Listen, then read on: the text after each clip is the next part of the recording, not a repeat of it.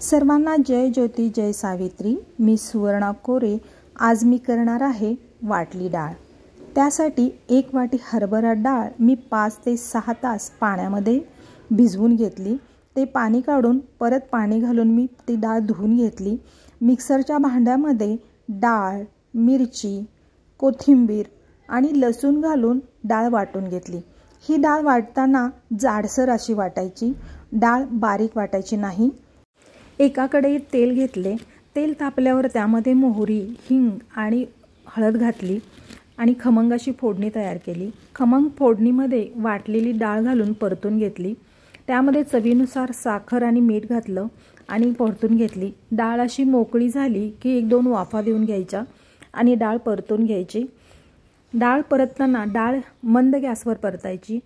डाळ खूप वेळ परतू नये, त्यामुळे ती कोरडी होते। त्यामुळे डाळ शिजली की लगेच गॅस बंद करायचा। मोकळी शिजलेली डाळ एका भांड्यात काढून वरून खोबरे पेरले। झाली आपली वाटली डाळ तयार।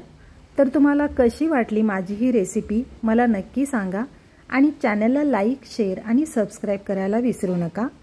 भेटूया परत अशा एका नवीन रेसिपी बरोबर। तोपर्यंत बाय बाय।